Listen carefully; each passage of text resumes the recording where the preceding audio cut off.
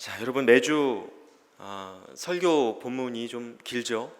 네, 주일 성서 일과를 세 군데씩 읽고 있습니다.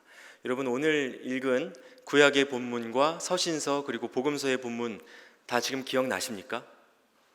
네, 어느 정도는 기억나세요? 네, 오늘 교회력의 그 성서 일과 본문이 보여주는 공통된 배경들이 있었습니다. 바로 말씀 속의 주인공들이 시련의 때를 지나고 있었다는 겁니다. 시편과 복음서에 등장하는 인물들은요, 풍랑을 맞아서 흔들리는 바다 위를 지나고 있었습니다. 그리고 욥기에서 욥은 훌륭한 신앙인임에도 불구하고 이해할 수 없는 고난 때문에 그 마음의 힘과 신앙을 다 잃어가고 있었습니다. 그러나 이 중에서도 자신이 겪고 있던 시련과 그것을 이기는 삶에 대한 힌트를 가장 적극적으로 들려주고 있는 것은 그 고린도 후서 본문 속의 바울이었습니다.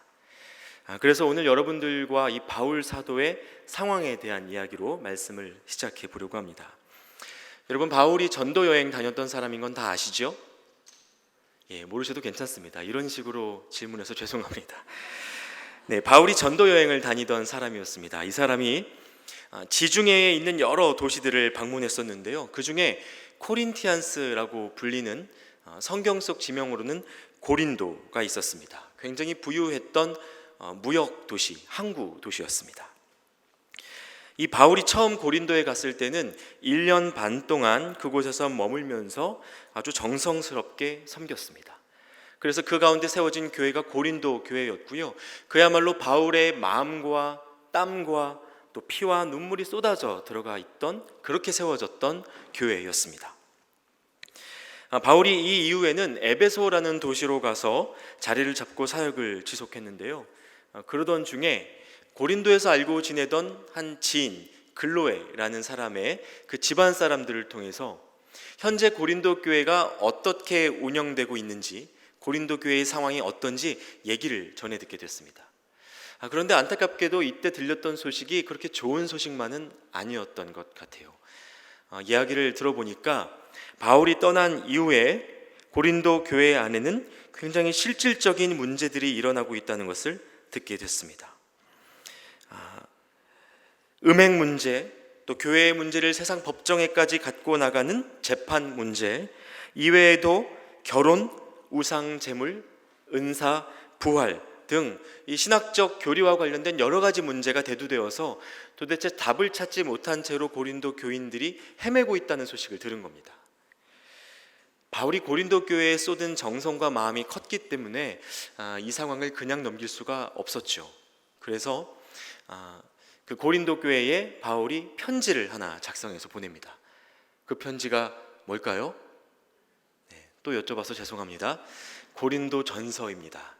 네, 그래서 고린도 전서라는 성경에 있는 책은 고린도 교회 안에서 겪고 있던 여러 가지 문제들에 대한 바울의 해법을 담은 첫 번째 편지였습니다.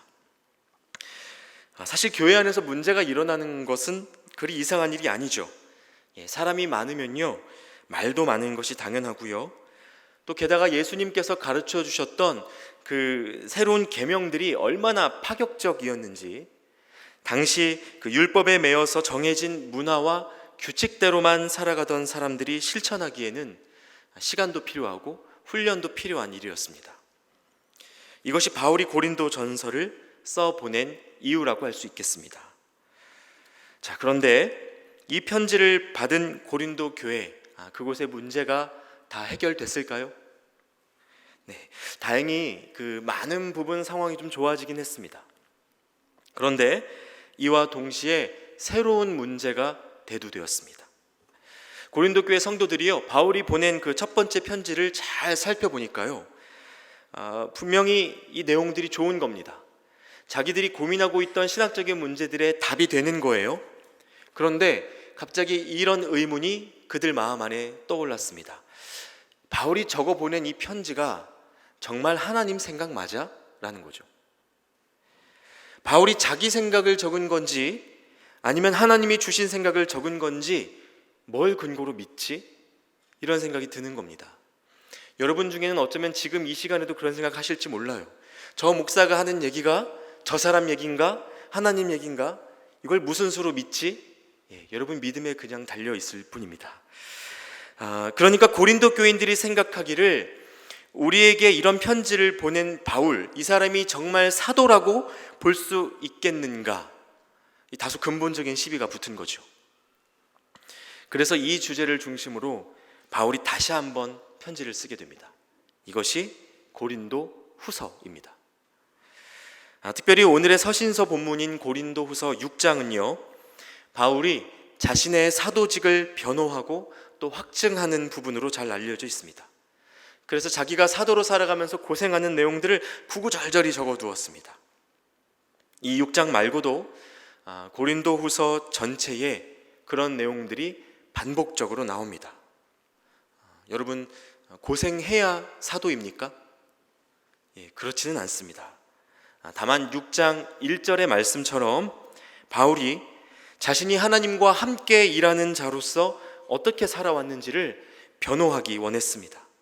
3절 이하부터 5절까지의 내용에 그것들이 좀 자세히 기록되어 있는데요, 구체적으로 한번 읽어보겠습니다.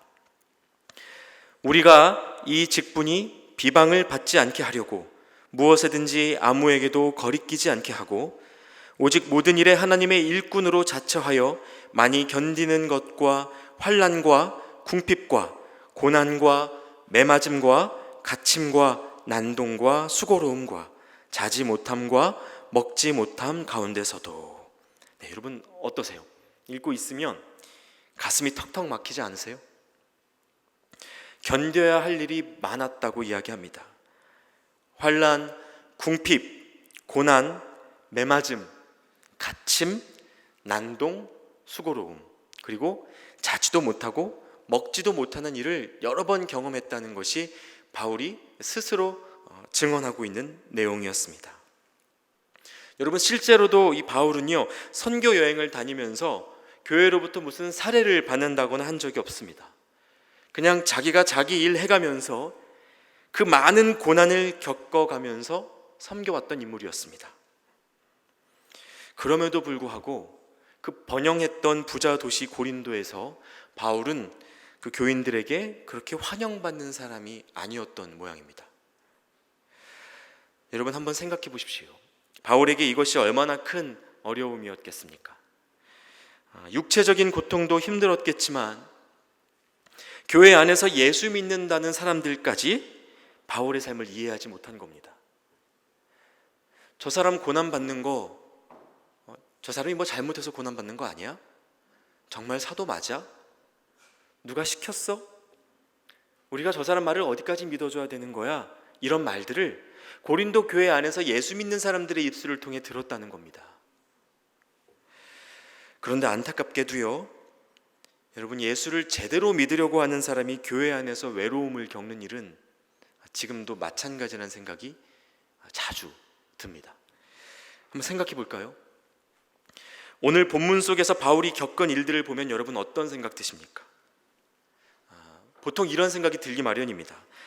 선교 아무나 하는 것 아니구나. 사도로서의 삶은 역시 아무나 사는 것이 아니구나. 이런 생각 들지 않으십니까? 피하고 싶지 않으세요? 상황이 이렇다 보니요, 청년들이 배우자 찾을 때 괜찮은 사람을 만나도요, 그 사람 뭐해? 라고 물었을 때 신학생이야, 전도사야, 목사야, 점입가경이죠. 이 사람은 아니구나 라는 결론 내립니다. 개중에는 장로님, 권사님들 중에서도요, 자기 자녀가 목사나 선교사랑 결혼한다 하면 우선 친구로 지내라, 가볍게 만나라, 사람은 다양하게 만나봐야 한다, 이렇게 위축되십니다. 그러니까 여러분 예수님에게 올인한 사람, 솔직히 말하면 배우자로 별로 인기 없습니다. 우픈 이야기이지만 상대방 부모님의 반대를 극복하고 결혼하는 방법이 궁금하면 교육자 찾아가 보세요. 저희는 다 겪어본 일입니다. 왜 이렇게 했습니까? 교회 생활을 오래 해도요, 여전히 사람의 삶을 바라보는 관점이 세상적 기준에 매여 있기 때문입니다. 하나님 너무 사랑하는 사람 부담스러워. 여러분, 이런 말이 가능한 말일까요? 믿어도 좀 적당히 믿어야지.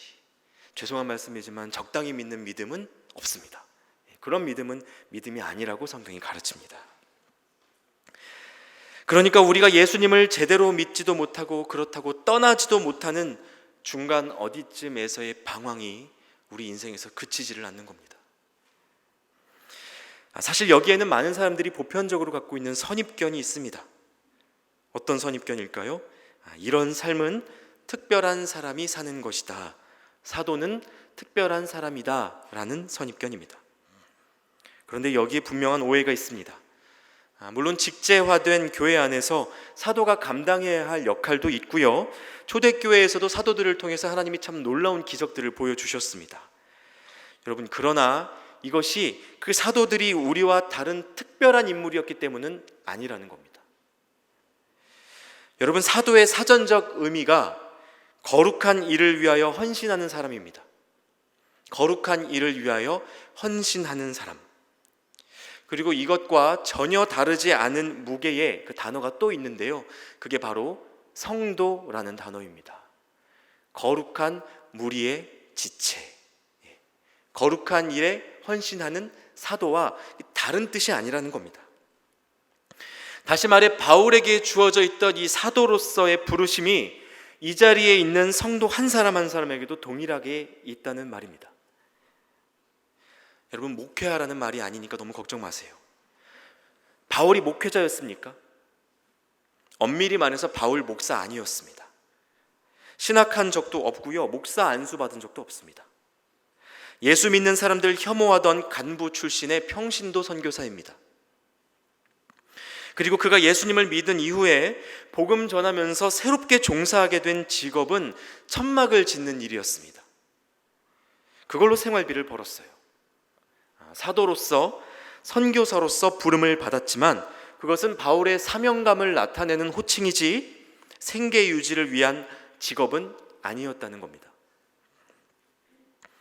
그러니까 여러분, 우리가 각자의 은사에 따라 무슨 일을 직업으로 삼든지 그리스도인으로서 복음을 전하는 삶으로부터 예외가 될 수 없다는 뜻입니다. 그리스도인이 왜 삽니까?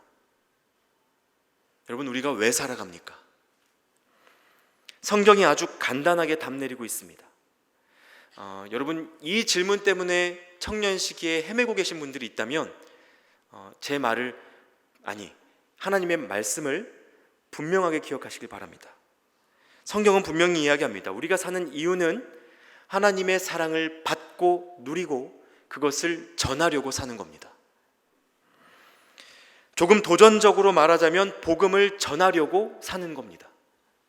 이것에는 아무도 예외가 될 수 없습니다. 방법이나 모양은 다 다르죠. 그러나 하나님께 먼저 받은 사랑이 너무 커서 그 사랑을 나 혼자 누릴 수가 없어서 전하고자 하는 것이 그리스도인의 삶이라는 겁니다.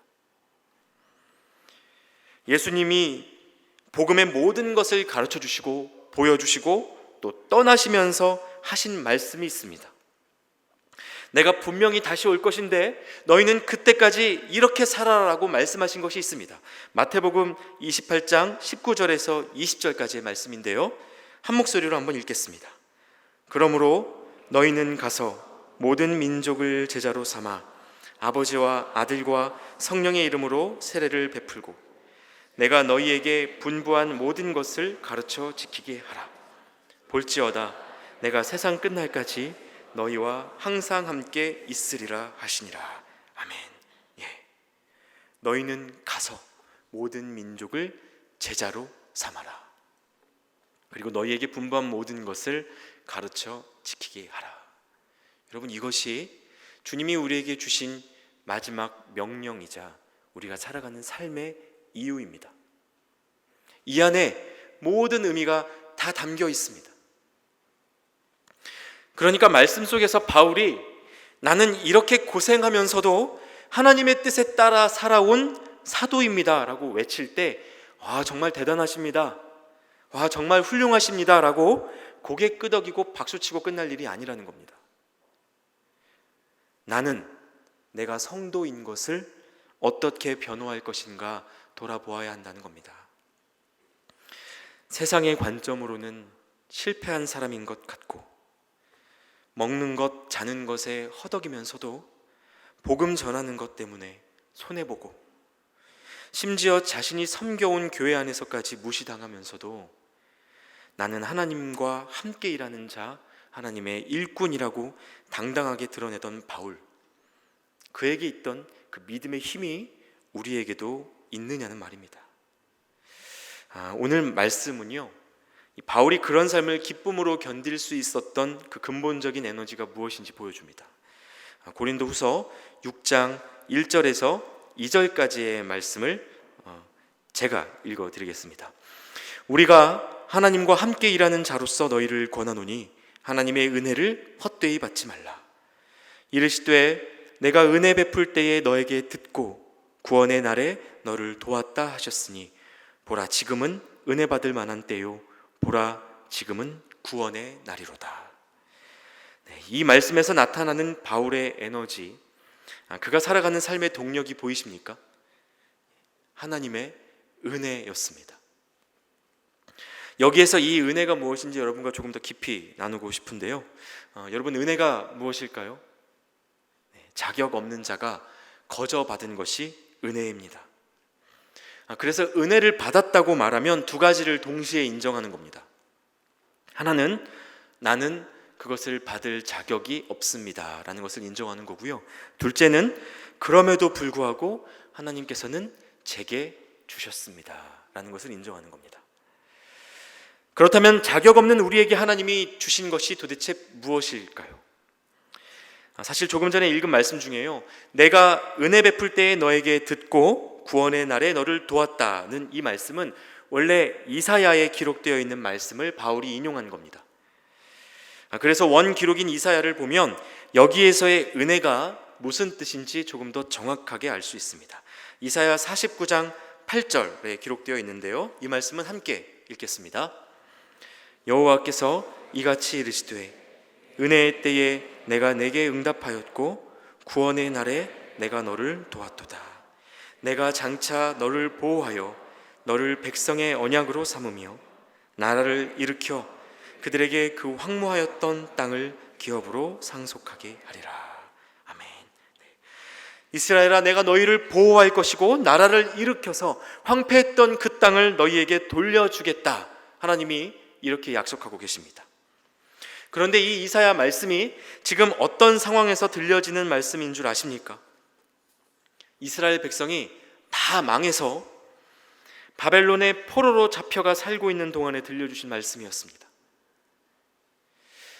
그러니까 지금 삶을 아무리 둘러봐도 자기들은 나라 잃은 난민이고 포로여서 제대로 된 권리도 보장받지 못하고 살아가고 있는 중인데 버려졌던 그 땅을 상속시켜 주겠다고 하나님이 약속하고 계신 겁니다. 이 말씀이 여러분 이스라엘 백성들에게 체감이 되었을까요? 노예로 살아가고 있고 포로로 살아가고 있는데 나라를 상속해 주시겠답니다. 그런데 이 말씀을 가만히 묵상해 보면요, 하나님께서 이 약속 안에 당연한 전제로 두신 것이 있습니다. 그게 뭐냐면 포로 생활로부터의 해방입니다. 왜냐하면요, 포로에서 벗어나지도 못한 채로 나라를 꿈꿀 수는 없는 일이지 않습니까? 이스라엘 백성들은 지금 자신들의 처지가 포로라는 것을 생각하고 있고 여기에서 벗어나기만 해도 좋겠다고 생각하고 있는데 하나님의 약속은 마치 이들이 자유인인 것처럼 주어졌다는 사실에 주목할 필요가 있습니다. 영적인 것으로 적용해서 생각해 보면 이렇습니다. 하나님이 우리에게도 약속을 주셨는데요, 그 약속의 핵심은 하나님의 나라를 누리는 새로운 삶이라는 겁니다. 이를 위해서 당연히 전제되는 것이 죄로부터의 해방이죠. 그러니까 우리가 구원의 의미를 생각할 때 우리를 묶고 있는 것, 우리의 삶을 붙잡고 있는 그 어려움들로부터 벗어나는 것, 이것만을 구원으로 생각한다면 반쪽짜리 구원밖에 되지 않는다는 겁니다. 그래서 하나님이 우리에게 은혜를 주시면 여기는 두 가지 차원이 있습니다. 첫 번째는 자격의 회복이에요. 받을 자격 없는 죄인인데 예수 그리스도의 희생을 통해서 그것을 믿는 자마다 자녀가 된다는 겁니다. 완전한 자격의 회복입니다. 둘째는 이렇게 자녀된 자에게 주어지는 새로운 삶입니다. 당연하죠. 죄인으로 살 때와 자녀로 살 때 삶의 방식이 달라지고 기준이 달라지고 누리는 것이 달라질 수밖에 없습니다. 그런데 문제는 무엇일까요? 이 시대 많은 그리스도인들이 하나님께 은혜 받았다고 말하고 구원 받았다고 말하는데 죄로부터의 해방이 그 은혜의 전부라고 생각하고 사는 겁니다.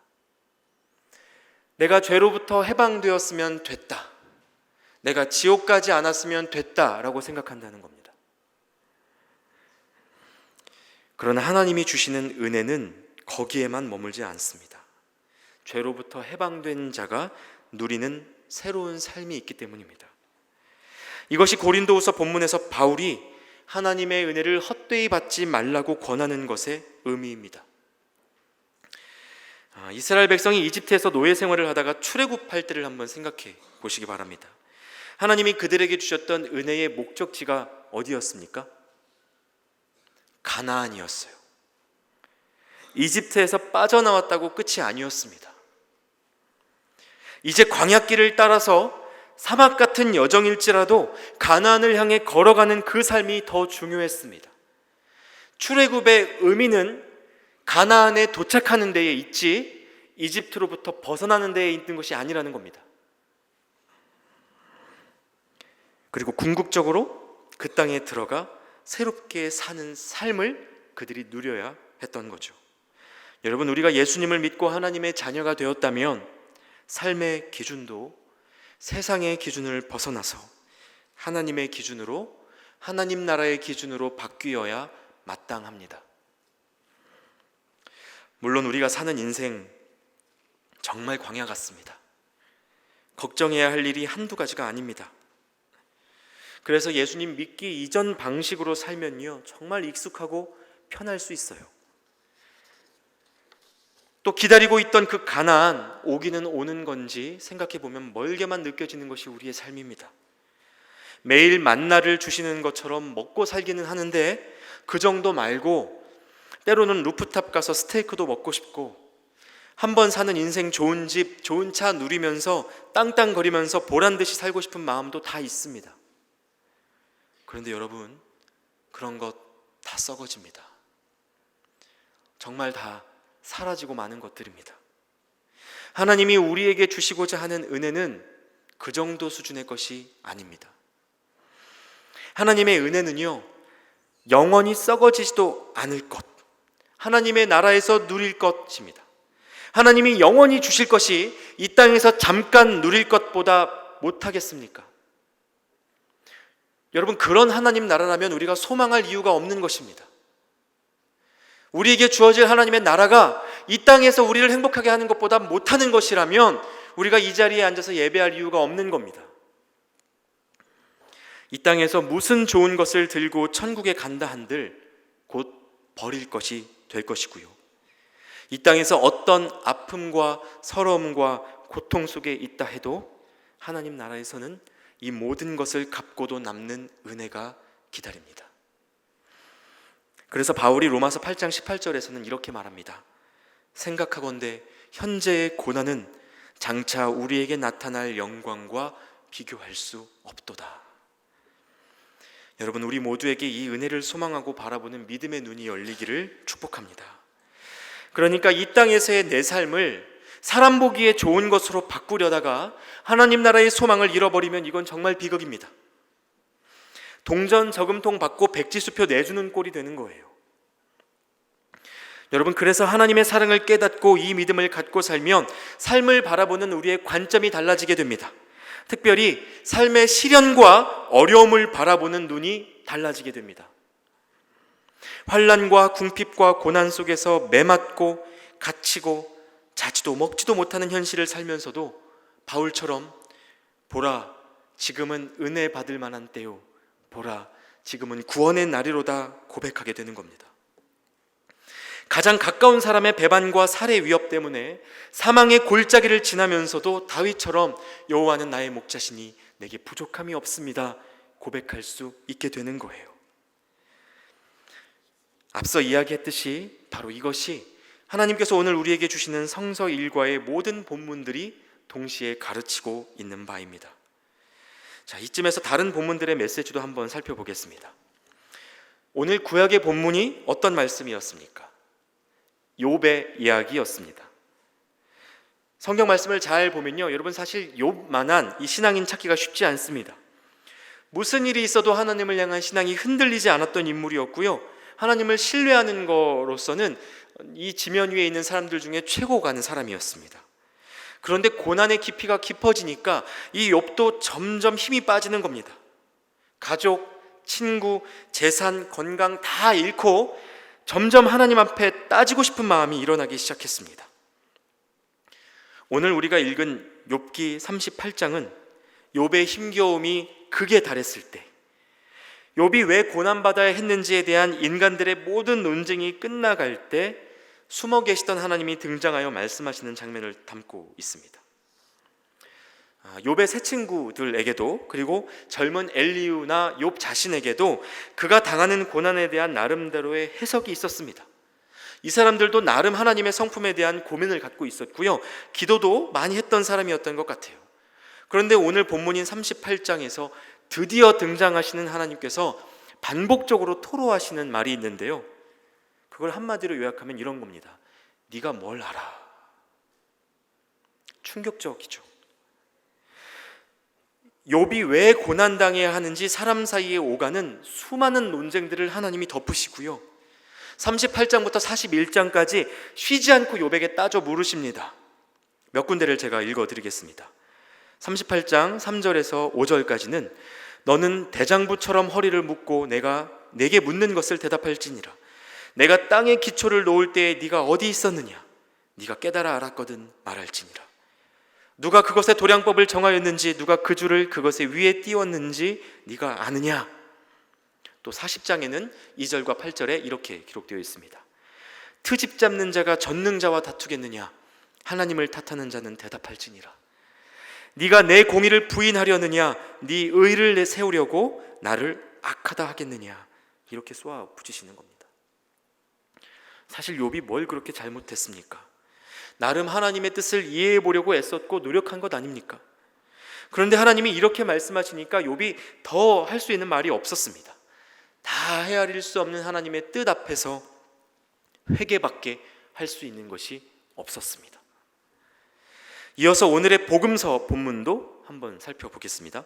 마가복음 4장 35절에서 41절까지의 말씀인데요, 예수님과 함께 배를 타고 가다가 풍랑을 만나서 죽을 위기에 처한 제자들의 모습이 이 안에 담겨져 있습니다. 자, 예수님이 가자고 해서 간 겁니다. 자기들이 가자고 한 적이 없어요. 배 타자고 한 적이 없습니다. 심지어 예수님이 같이 계시는데요, 느닷없이 폭풍우가 와서 큰 파도가 치고 배에 물이 가득 차는 일이 벌어진 겁니다. 자, 이 와중에 예수님 뭐 하고 계십니까? 물 푸고 계십니까? 아니면 이 상황들 바꾸어 달라고 기도하고 계십니까? 아니요, 예수님 주무시고 계셨어요. 베개 베고 주무시고 계셨습니다. 저는 이것도 굉장히 중요하다고 생각합니다. 여러분, 이 정도면 지금 공감 지수가 거의 제로 아니세요? 지금 우리가 어떤 고통 속에 살아가고 있는지 하나님이 전혀 감을 못 잡고 계시는 것 같은 그런 소외감이 우리에게 찾아온다는 거예요. 그래서 제자들이 왜 우리를 돌보시지 않느냐고 항변하니까 그제서야 예수님이 눈 비비는 것은 성경에 나와 있는 얘기는 아닙니다. 눈 비비고 일어나셔서 상황을 정리하셨습니다. 어떤 분들은 예수님이 이렇게 금방 하실 걸 왜 안 하시고 계셨냐고 더 화가 난다고도 이야기하시더라고요. 납득하기 또 어려운 것은요, 상황이 이렇게 되도록 주무시고 계신 건 예수님인데 오히려 무서워서 떨고 있는 제자들을 혼내셨다는 사실입니다. 여러분, 하나님께서는 욥에게 그리고 제자들에게 왜 이러시는 걸까요? 우리가 그 뜻을 다 헤아리는 것은 아마 불가능할 겁니다. 그러나 헤아려 보자면 내 현실의 어려움 때문에, 내 고통 때문에 하나님을 바로 보지 못하는 그 약한 마음이 너무 안타까우셨기 때문이 아닐까 생각해 봅니다. 눈앞에 보이는 것은 분명히 풍랑이고 배에 물이 차서 죽을 것 같은 것도 사실이었지만 제자들이 두려움 속에서 상상하던 결론과 예수님이 준비하신 결론은 완전히 달랐습니다. 여러분, 우리는 다 알 수 없습니다. 죄 때문에 이 땅에 고난이 시작되었다는 교리적인 이해를 가지고 있을지는 몰라도 아무런 고통 없이 살다가 편히 죽는 악인들이 있음을 생각하면 우리가 사는 삶이 왜 이렇게까지 힘들고 아파야 하는지 아무리 이해해 보려고 해도 이해되지 않습니다. 그래서 때로는 욥처럼 하나님을 판단하고 원망해 보기도 하고, 또 마가복음 말씀의 제자들처럼 예수님 주무십니까? 왜 우리가 죽게 된 것을 돌보지 않으십니까? 항변하기도 합니다. 그러나 하나님은 우리에게 말씀하고 계십니다. 우리 눈앞에 보이는 그것이 결론이 아니라고, 그것이 전부가 아니라고 가르치고 계십니다. 예레미야 29장 11절에 하나님은 이렇게 말씀하고 계십니다. 여호와의 말씀이니라. 너희를 향한 나의 생각을 내가 아나니 평안이요 재앙이 아니니라. 너희에게 미래와 희망을 주는 것이니라. 여러분, 그래서 고난은요, 우리가 삶 속에서 겪는 모든 어려움들은요, 이 세상의 가치를 따라 살아가는 우리의 판을 뒤틀어서 하나님의 나라를 바라보게 하는 하나님의 지속적인 초대입니다. 아들아, 딸아, 네가 바라보아야 할 것은 그것이 아니다. 너의 상급은 이 땅에 있지 않다. 너의 보화를 하늘에 쌓아라. 말씀하시는 겁니다. 이러한 믿음의 고백, 그 정수가 바로 고린도후서 6장 8절 그 중반부부터 10절까지의 말씀 안에 담겨 있습니다. 마지막으로 이 말씀을 함께 읽어보겠습니다.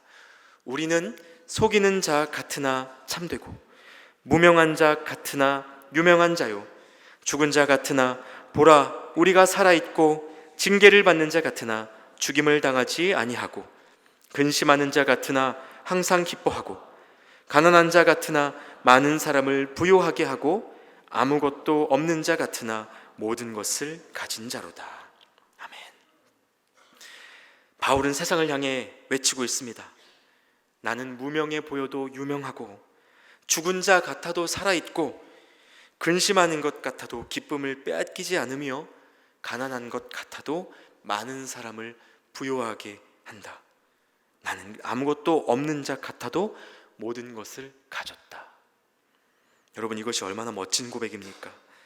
바울은 이러한 고백이 고린도 교회 성도들의 입술에서도 동일하게 선포되기를 원했습니다.